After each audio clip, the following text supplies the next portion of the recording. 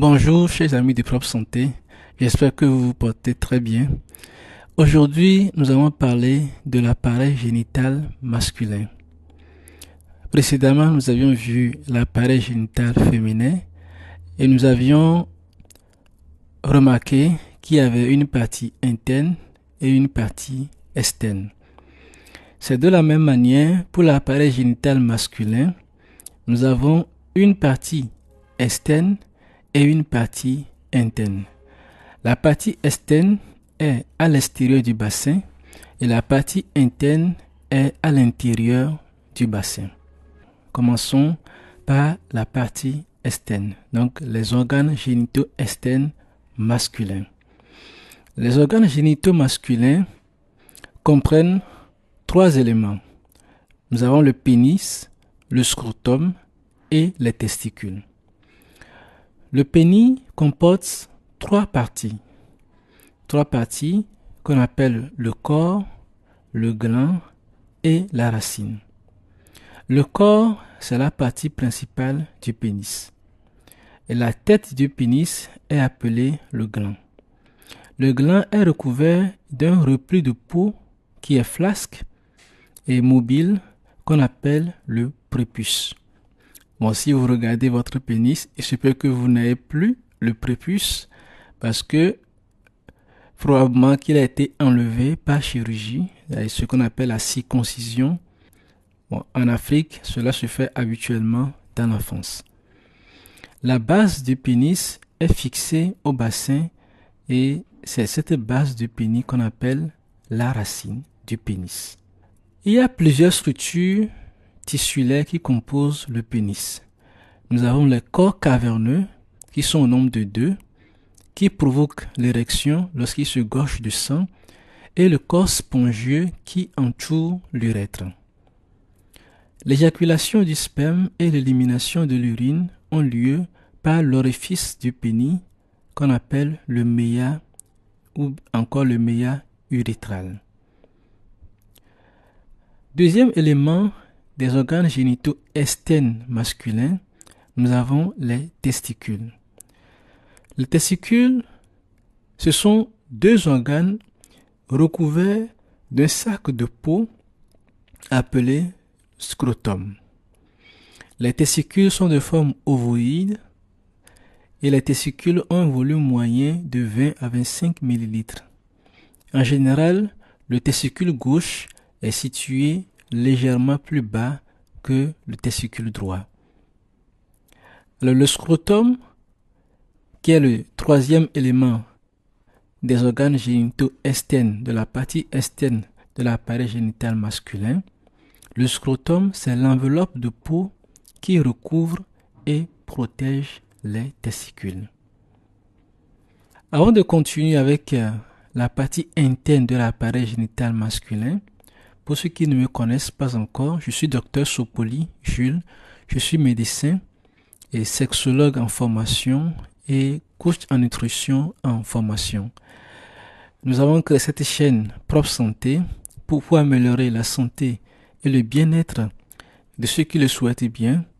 Et donc, si ce sujet vous intéresse, veuillez vous abonner à la chaîne et activer la cloche de notification pour ne plus jamais rater nos futures publications.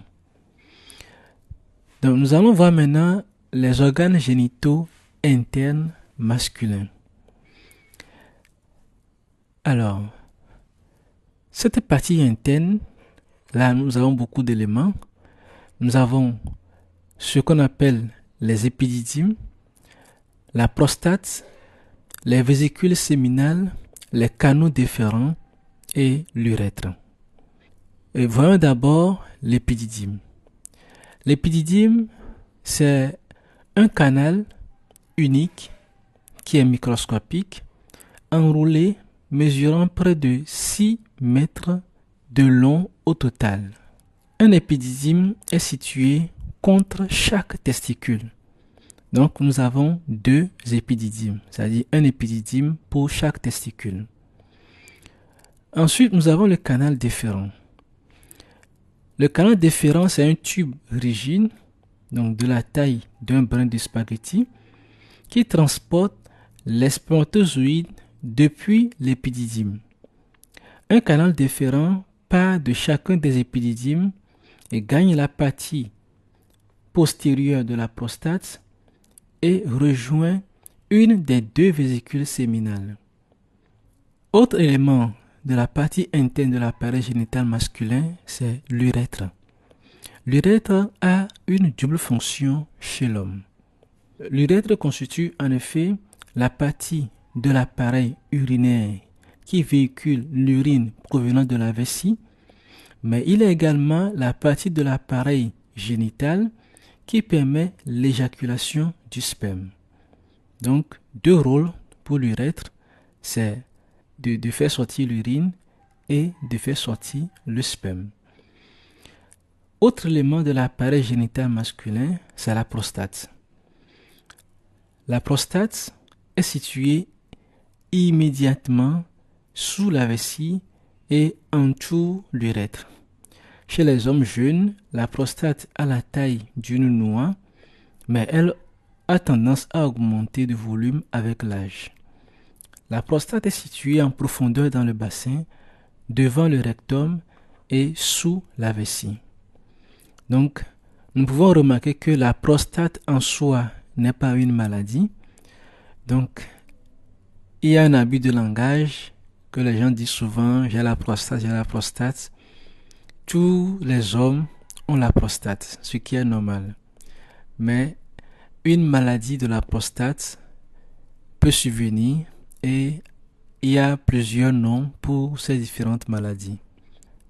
Dernier élément de l'appareil génital masculin, nous avons les vésicules séminales qui sont situées au-dessus de la prostate et s'unissent aux canaux déférents pour former les canaux éjaculateurs qui circulent dans la prostate.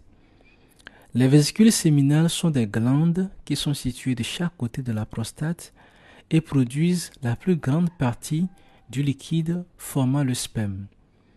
Les vésicules séminales fusionnent avec les canaux déférents pour se vider dans l'urètre.